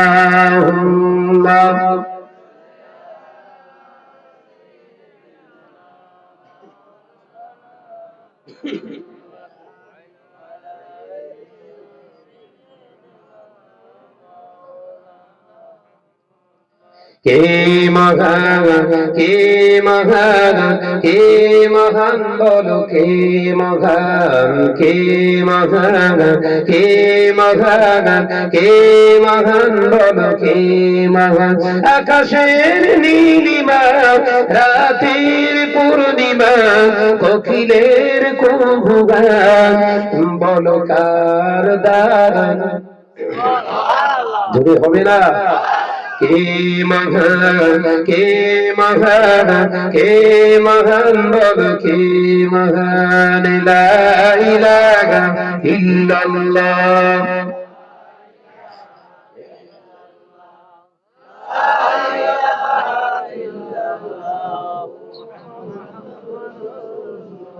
যার প্রেমে দিন শেষে রাত আসে ঘুরে ফিরে, যার নামে আকাশ হতে বৃষ্টি ঝরায় অঝরে। যদি হবে না যার প্রেমে দিন শেষে রাত আসে ঘুরে ফিরে, যার নামে আকাশ হতে বৃষ্টি ঝরায় অঝরে, পাখির গলে শুনি যার গুণগান। যদি হবে না, কে মহান, কে মহান, কে মহান বল, কে মহান, কে মহান, কে মহান, কে মহান বল, কে মহান। লা ইলাহা ইল্লাল্লাহ, লা ইলাহা ইল্লাল্লাহ। যার প্রেমে নদী ছোটে দূর থেকে বহু দূরে,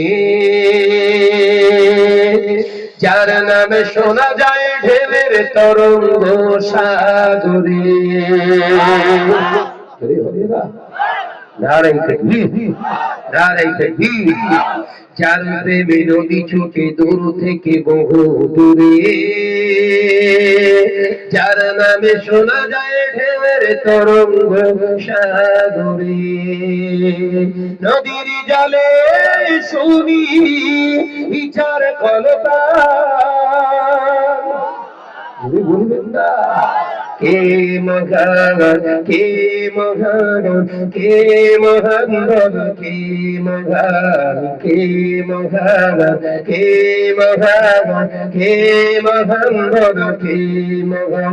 আকাশের নীলিমা, রাতের পূর্ণিমা, কোকিলের কুহুগান, বল কার দান।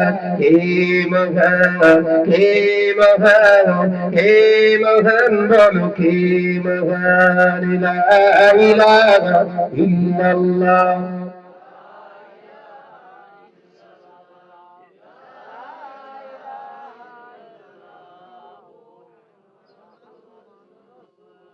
যার প্রেমে ডানা মেলে পাখি উড়ে আকাশ পানে, ঝরনারা বয়ে চলে যার নামে গানে গানে।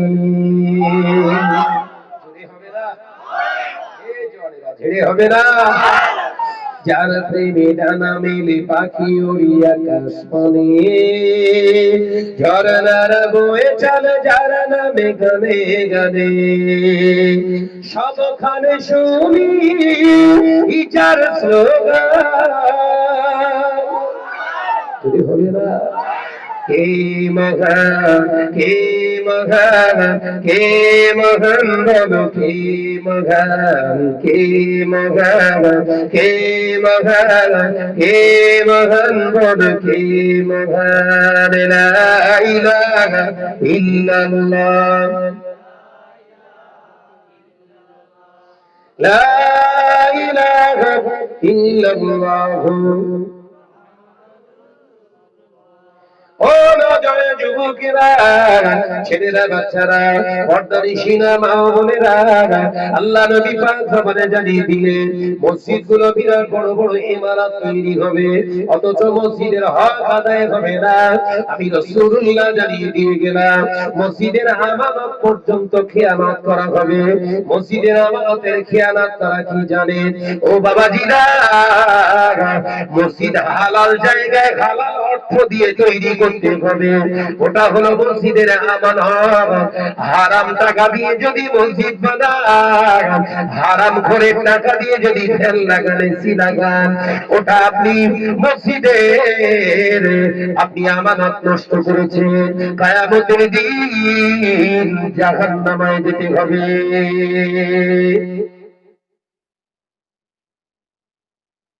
আগে মসজিদে ফ্যান ছিল না।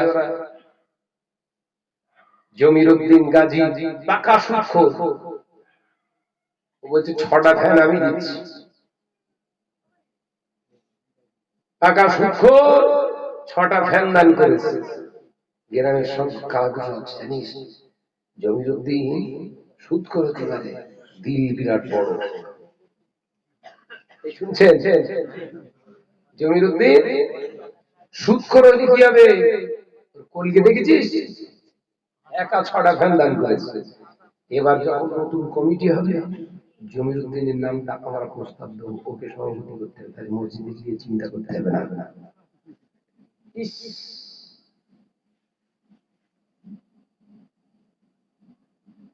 কথাটা কি খাটছে সমাজের সঙ্গে?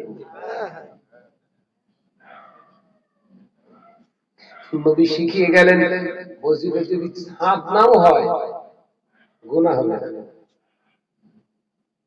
কথা বুঝতে পারেন? নবী শিখিয়ে গেলেন, মসজিদে যদি দেয়ালও না হয় গুনাহ হবে না, নামাজ হবে, নামাজ হবে, নামাজ হবে। কিন্তু মসজিদের প্যারিশ করা যদি হারাম করে টাকা দিয়ে হয়, নামাজ হবে না, নামাজ হবে না, নামাজ হবে না। মুসলমান বলছে ওই সাহেবের কথা শোনা যাবে না, শোনা যাবে না। কর মসজিদ।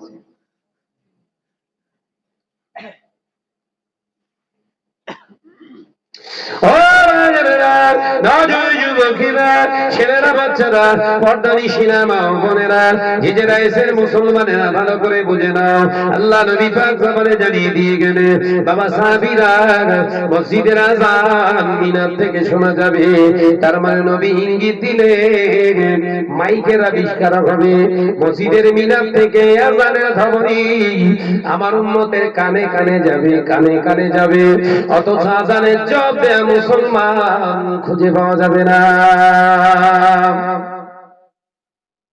আযানের জবাব দেন সব, দেন দেন দেন, জোরে বলেন।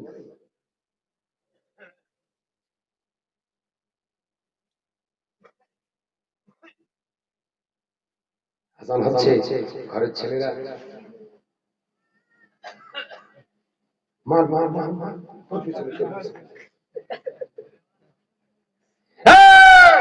তোর কবর বাস মারবো।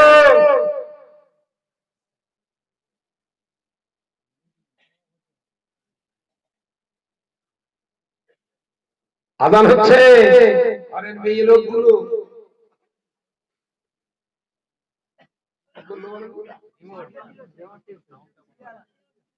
সাউন্ড অফ করতেছে, মাল জ্যামপাস টিভি চলতেছে। হ্যাঁ ভাবি, সাউন্ড বন্ধ করলি টিভি বন্ধ কর, বলছে না সাউন্ড বন্ধ করলি হবে।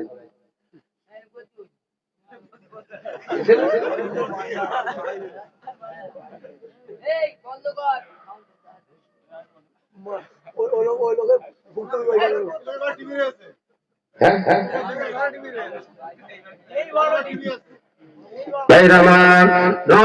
যুবকেরা ছেলেরা বাচ্চারা ঘরের ভিতরে যদি গান বাজনা চালাও, ঘরের ভিতরে যদি সিনেমা চালাও, ঘরের ভিতরে যদি থিয়েটার বাইস্কোপ চালাও, শুনে রেখে দাও, জেনে রেখে দাও, ওই সংসারে কোনদিন শান্তি আসবে না, ওই ঘরেতে কঠিন কঠিন রোগ দেবে আল্লাহ, কঠিন কঠিন রোগ, শান্তি থাকবে না।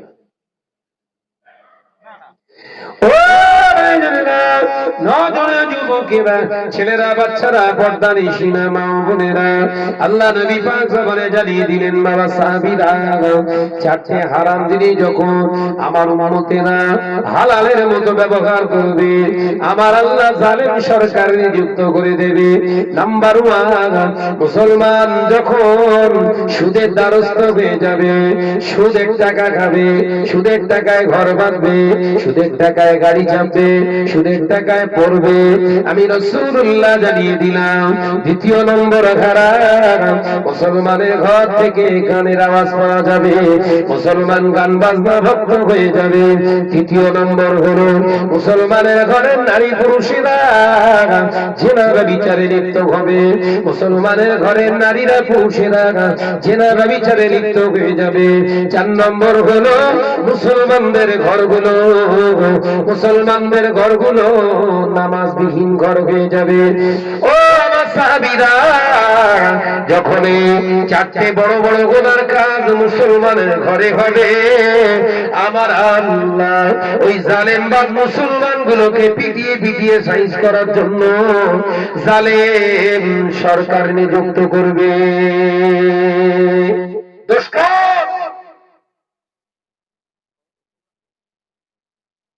আন্দোলন করছো, আন্দোলন। মোদির বিরুদ্ধে, দিদির বিরুদ্ধে আন্দোলন করার আগে নিজের বিরুদ্ধে আন্দোলন করো। হিম্মত থাকে তো নিজের কর্মের বিরুদ্ধে আন্দোলন করো, দেখি। কথা বুঝতে পারছেন না? ঘরের ছেলেরা দাঁড়িয়ে পেচ্ছাপ করে, কোন ধর্মের কথা এটা? তার বিরুদ্ধে কথা বলুনি কেন? ঘরের মেয়েরা মহিলা সমিতি করছে, সব হিজিরাই যে নিব দেয়।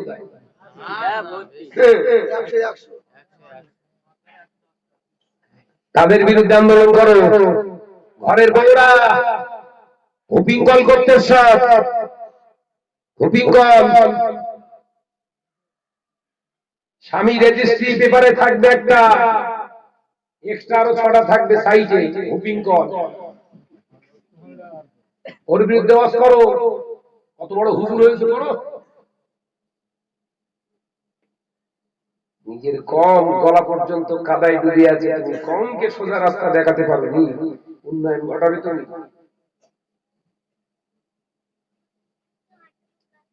ইসলাম সংখ্যা চায় না, ইসলাম সংখ্যা চায় না, ইসলাম চাই ঈমান। ইসলাম সংখ্যা চায় না, ইসলাম চাই ঈমান। আল্লাহর প্রতি কতটা বিশ্বাস, এটাই হচ্ছে তোমার জীবনের শেষ কথা। দেখাও গায়ের কণ্ঠে দিন বেঈমানেরা হাজার হাজার লক্ষ লক্ষ সৈন্য এনে মুসলমানদের শেষ করতে চেয়েছিল, সংখ্যায় কম, পারিনি।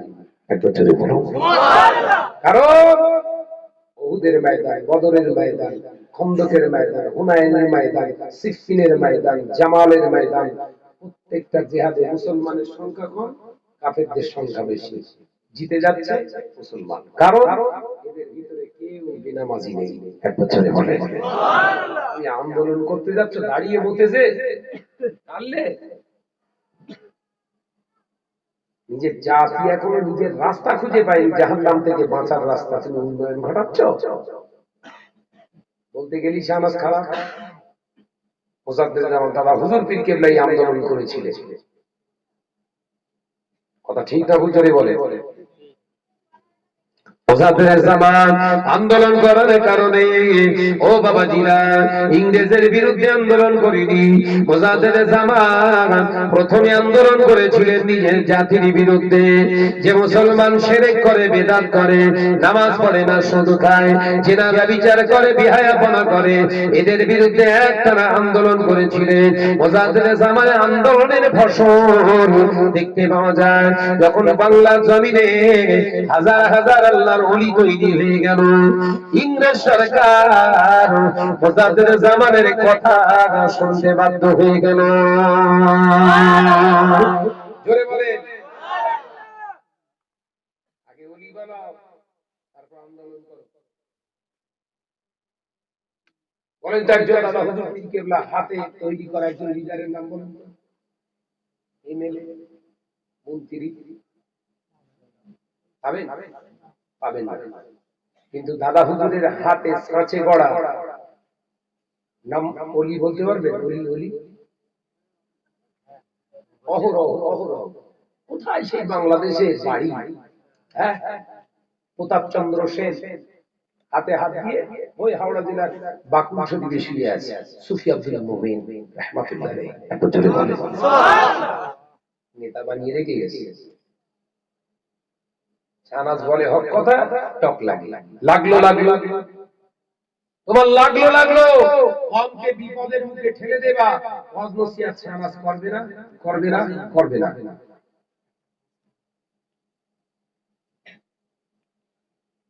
বলি বানাও, যে ছেলেগুলো দাঁড়িয়ে পেচ্ছাপ করে ওদেরকে বসে পেচ্ছাপ ফেরাও। যে ঘরের ছেলেগুলো পাক পবিত্র অবস্থায় থাকে না তাদেরকে পাক পবিত্র অবস্থার সবক শেখাও। যে ঘরের ছেলেগুলো প্রত্যেক সপ্তাহে দাড়ি কেটে ঘোরে, দাড়ি কাটা বন্ধ করো। যে ঘরের ছেলেগুলো সবসময় ফ্রি ফায়ার পাবজি নিয়ে ব্যস্ত, বন্ধ করো। যে ঘরের ছেলেগুলো বিড়ি সিগারেটে অভ্যস্ত, বন্ধ করো। যে ঘরের ছেলেগুলো 5 ওয়াক্ত নামাজ পড়ে না, নামাজ পড়াও। ওখানে মজা নেই, মাল পাওয়া যাবে না। কথা ঠিক না ভুল জোরে বলে? ওখানে মাল নেই। যুবকেরা, আমি বিরোধিতা কারণ করি না, শুধু একটুখানি ধরিয়ে দেওয়ার চেষ্টা করি। বাবাজি, ভুল রাস্তায় যাবেন না, দুনিয়া শেষ হবে, আখিরাত শেষ হয়ে যাবে। প্রথমেই হাদিস দিয়ে বলেছি, নবী জানালেন, মারবে যে সেও যাবে জাহান্নামে, মরবে যে সেও যাবে জাহান্নামে। মনে পড়ছে তো? মিলিয়ে নাও কথাগুলো। কোটেশন মাফিক নোটেশন দেই, আমি শাহনাজ কোটেশন মাফিক নোটেশন দেই। জাতিকে অধঃপতনে নিয়ে যাব না। দুটো ছেলে তৈরি হোক, দুটো, দুনিয়া বাঁচুক আর না বাঁচুক, অন্তত কবর আর আখিরাতটা বাঁচুক। একবার জোরে বলুন। আমরা দুনিয়াদারি করতে আসি, সঞ্চয় করতে এসেছি কোথাকার? কবরের আখিরাতের সঞ্চয় করতে। দুনিয়া আমাদের দরকার, রাস্তা বাস করে যাবে। বাপ দাদা 14 পুরুষরা জীবনে কোনোদিন পাকা রাস্তার মুখ দেখিনি, তারা বাঁচিনি। আমাদের থেকে হায়াত তাদের বেশি। কথা ঠিক না? বুঝতে বলে মাটিতে চলে তাদের হায়াত বেশি। মাটিতে হাঁট হাঁট হাঁট হাঁট। ভুল বক্তি বোধহয় দেখি।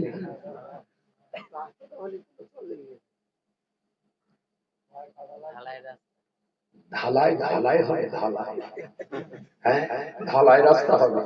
ঢালাই রাস্তা করে দিয়েছে, মোটর সাইকেল চালাচ্ছে আর দেখে চালায়, এই দেখে পাশে মেয়ে ছেলে, ওর পিঠা বল্টো হয়ে সামনে কি দেব, এই কি হলো রে, কি হলো, চট চট চট চট, কি যা শান্তি দেই। ঢালাই ঢালাই বাঁচাতে পারলি, কাঁচা ছিল, ঘরের ছেলেরা সাবধানে চলতো, স্লিপ খাবার খাবার। কথা ঠিক না? বুঝতে পেরেছি?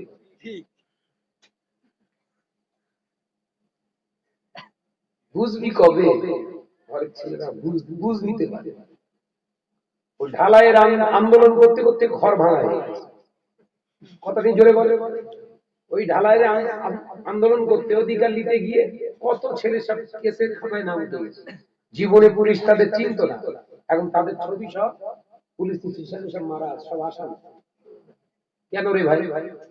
কার জন্য আন্দোলন করেছিস? দুনিয়ার জন্য? মার খা। আল্লাহ আল্লাহ রসুলের জন্য আন্দোলন করেছিস? কথাটা বুঝতে পারি। চাকরি দিতে হবে, নইলে ভেঙে ফেলবো, এই করবো সেই করবো।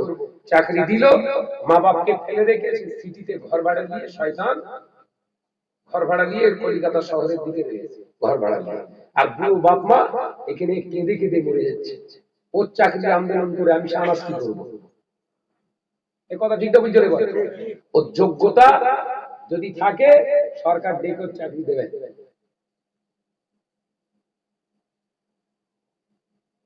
মুসলিম সমাজ আলাদা একটা মুখ নিয়ে চলছে। আমি হিংসা করে কথাগুলো বলছি, আমি কারোর প্রতি হিংসা করি না। কেউ বলতে পারবে না শাহনাজ ভাইয়ের ভিতরে হিংসা আছে। গর্ব অহংকার তাকব্বরে আমি নিয়ে ঘুরি না, সাদামাটা হয়ে চলতে চাই। ভাইদের চলা ভুল হচ্ছে, শুধরে দিতে এসেছি। কথা ঠিক না ভুল? জীবনটা সৌন্দর্যমণ্ডিত কর, সব সময় সদা পবিত্র অবস্থায় থাক।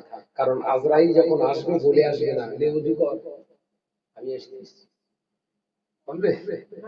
কথা বলছেন? আজরাইল আলাইহিস সালাম প্রথমে এসে বললেন, আমি চলে এসেছি, দাড়িটা বড় করিস, বলবে না? হ্যাঁ বলবে।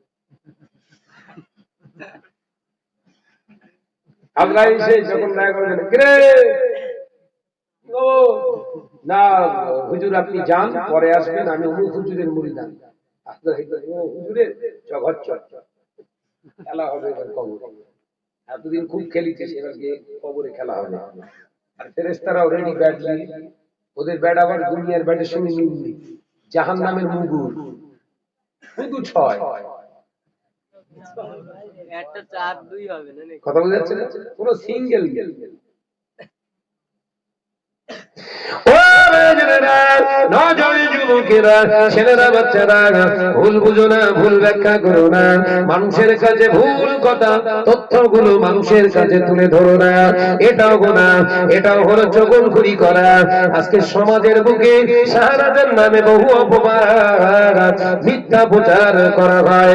শুনে রেখে দাও নজরেরা, এই শাহনাজ যদি ক্ষমা না করে আমার আল্লাহ তোমাকেও ক্ষমা করতে পারবে না। শাহনাজের কাছে ক্ষমা চান হুজুর। ভাইজান, আমি অন্যায় ভাবে আপনার বিরুদ্ধে না জেনে না শুনে কথা বলেছি, পরের কথা শুনে সত্য মিথ্যা যাচাই করিনি, আপনার বিরুদ্ধে কত রকমের বেলেম অভিযোগ দিয়েছি, অপবাদ দিয়েছি, আল্লাহর রাস্তায় আমাকে মাফ করে দেন। শাহনাজ যদি হাসি মুখে ওটা মাফ করে দেয় তোর নাজাত, নইলে তোর কোন হুজুর কিয়ামতে তোর পাশে দাঁড়াবে না। ক্ষমতা নেই কারণ, নবী বলছে আমারও হাত নেই, আল্লাহ বলছে আমারও করে হাত নেই। শাহনাজ ক্ষমা করলে তোকে ক্ষমা পাবো।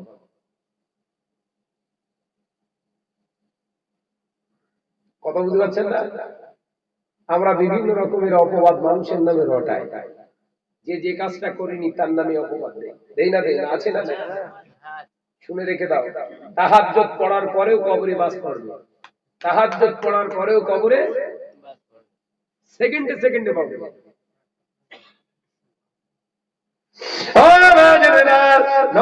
যুবকেরা, ছেলেরা, বাচ্চারা, পর্দানিশিনা মা ও বোনেরা, আল্লাহ নবী পাক জবানে জানিয়ে দিলেন, বাবা সাহাবীরা, এমন একটা দিন আসবে, সময় আসবে, মুসলমানদের ঘরের মহিলাগুলা স্বামীর থেকে অগ্রাধিকার দেবে বেগানা পুরুষদের।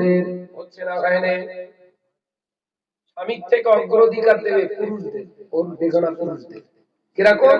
ভাই একটা শর্ট করে শাড়ি কিনে আনবে চন্দনেশ্বর বাজার থেকে, ঘরের বউ দেখে বলবে তোর চোখে কি উলাউটো হয়েছিল, সব কি শাড়ি,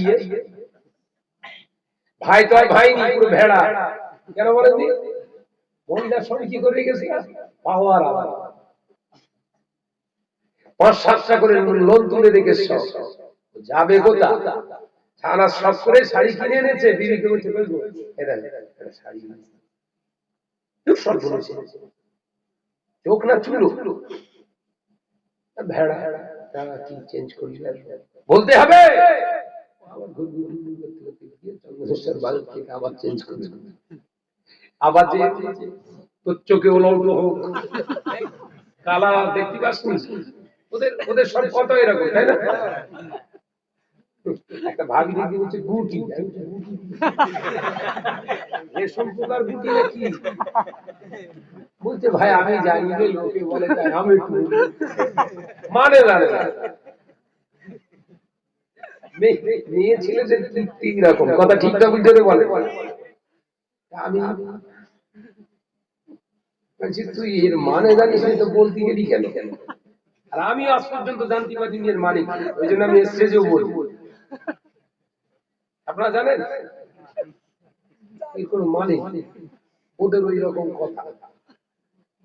ভাত রাঁধতে রাঁধতে হয় কচি নামিয়ে এলে ভাত নিলে কাদা হয়ে যাবে, এই ভাই কাদা হয় মাটি থেকে, তো ও সবগুলো যে ভাত কাদা হয়ে যায়, কথা জুতোই রকম। এইটা বুঝতে পারলো, এইটা কিন্তু বুঝতে পেরেছি, ভাত কাদা হয়ে মানে কাদা নরম, ভাত নরম হয়ে যাবে, এইটা বোঝা গেছে।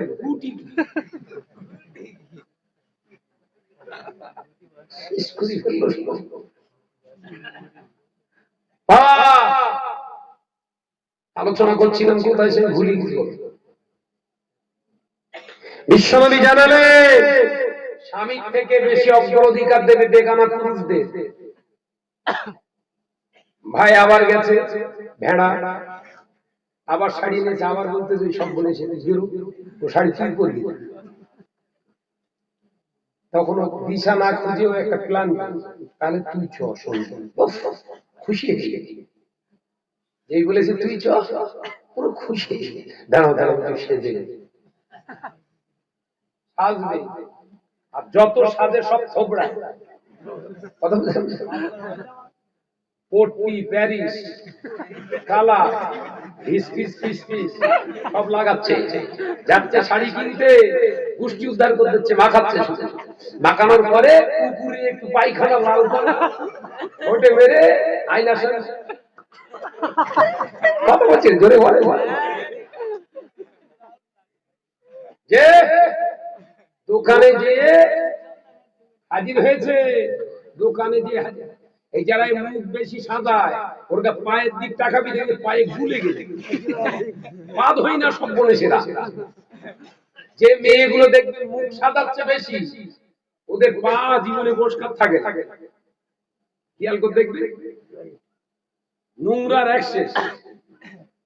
যে আমার নজরের যুবকেরা ছেলেরা আছে দোকানে আপনার গেছে, দোকানে গিয়ে যে দোকান থেকে ছাড়িয়ে এনেছিল সেই দোকানে গিয়ে সেখানে দুটো জোয়ান ছেলে সেলসম্যান রয়েছে, যারা কাপড় কাপড় দেখায়। ওরা দেখে সামনে ঘুরে এসতেছে, টুপি পরা। ভাবি আসেন আসেন আসেন আসেন, ভাই একটা শাড়ি দেন, আমার এই শাড়ি পছন্দ না। ধুর ভাই, কেউ কাজ থাকে বলতে ঠিক বলতো, ভাই বলতে ঠিক বলতো। স্ত্রীর সামনে স্বামীকে অপমান করছে একজন বেগানা পুরুষ অন্যায় ভাবে, স্ত্রীটা মেনে নিল। আল্লাহ রাসূল বললেন এই মহিলা কঠিন কালে বেহেশতে যেতে পারবে না। পর্দা আড়ালে কিন্তু গালাগালি করতে বলো, যা হচ্ছে সব ভেতরে হচ্ছে। কালকে সবরাসানি হলো হলো বাবা, তারপরে ভাবি আমরা পছন্দ করতেছি না, রিজেক্ট মাল এটা বের করেছে। পরে বলছে ভাবি, কি বলছে ভাবি, উতি বুঝিবে গরু খাই তো ইশারায় খায়। ভাই দে দাও,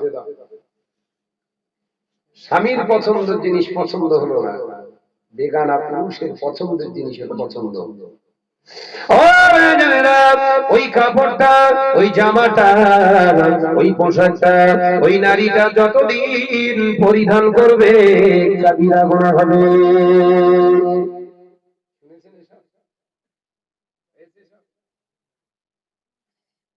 তোমার যদি শাড়ি পরতে হয়, জামা পরতে হয়, নিজের পছন্দ নতুবা স্বামীর দেওয়া পছন্দ, স্বামীর পছন্দ জিনিসটা তুমি গায়ে লাগাও। আল্লাহ নবী পাক জবানে জানালেন যে নারীগুলা স্বামীর পছন্দের জিনিসটা পছন্দ করে মেনে নেয়, ওই নারীর উপরে আমার আল্লাহ খুশি হয়ে ওর জীবনের গুনাহ মাফ করে দেয়। আরো জোরে বলুন সুবহানাল্লাহ। ও বাবাজিরা,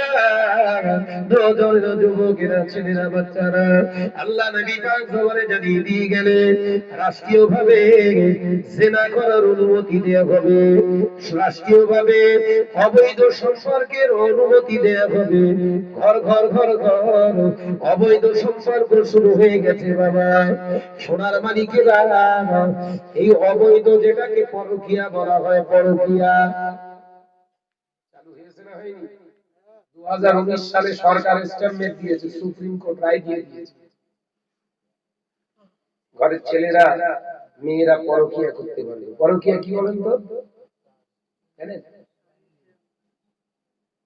টাকা পয়সা খরচ করে কাগজপত্র সব আপনার নামে দিয়ে একটা মিটার নেবেন, সেই মিটারে অন্যজন হুপিং কল করে ওর ঘরে লাইট জ্বালাবে, বিল যা আসবে সব আপনার মিটার আপনার নামে দিলাম। বুঝতে পারেন? টাকা পয়সা খরচ খরচা করে বিবাহ করবে, রমিসা তোর বিবি রেজিস্ট্রি পেপারে থাকবে, ওই রমিসা বিবির সঙ্গে শয়ে শয়ে পুরুষ 10টা 12টা 15টা 20টা পুরুষ অবৈধভাবে মেলামেশা করবে, সম্পর্ক করবে।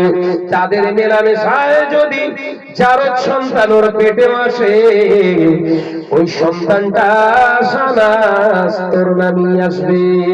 জোরে বলুন নাউজুবিল্লাহ।